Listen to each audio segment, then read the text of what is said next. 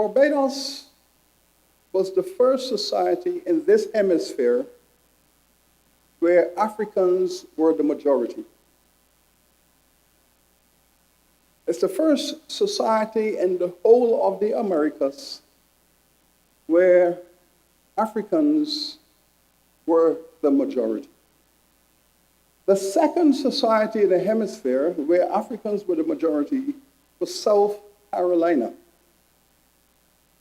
And South Carolina was founded by Barbadian slave owners. You see the connections? South Carolina was founded by the slave owners of Barbados who wanted more room to expand and to grow. And so they took possession of South Carolina. Again, the connection. We are speaking about the economics of slavery and its legacy, and this is where I wish to discuss Malveau's analysis. Barbados was the first place in this hemisphere where white folks realized that you could bring thousands of African folks across an ocean, place them on a farm, beat the hell out of them, and make a profit.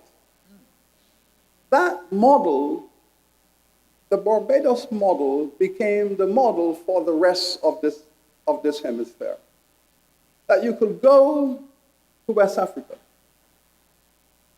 terrorize the communities there, extract thousands of persons, put them on a slave ship, bring them across an ocean for 2 months, land them on a place, drive them to hard labor, and make a profit 10 times greater than if you had invested your money in government bonds, in agriculture, and what have you.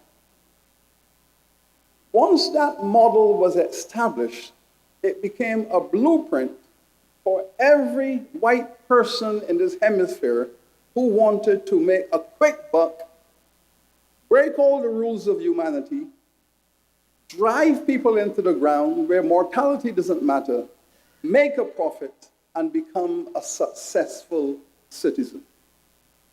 Now, they were not brought across the Atlantic for show, to dance and sing. They were brought here for economic purposes, economic reasons, and we have to feel the sense of that, because unless you understand the economics of this matter, you will misunderstand the future. Now, of course, we can take you through this step by step. How it was calculated, how the analysis was made, how much you paid for a male African in West Africa, how much you paid for a female, the shipping cost across the Atlantic, the mortality cost, the landing price, the auction prices, the movement to the estate, 10 years of labor, then you die, you replace that person, increase productivity. We can take you through the economics of that process, because at the end of the day, the balance sheet had to show a profit. You're not going to go through all of that not to make a profit. It is about profit. And it is about the role of government in establishing that system to allow citizens to make that profit within the laws of the nation. The government created the framework, the legislative framework, the business framework, the trade policies, the trade laws. All of that was put in place by the government to allow citizens to maximize their profit from the employment of free African labor. The role of the government, the role of the state. The role of the state in framing and sustaining that structure for 400 years.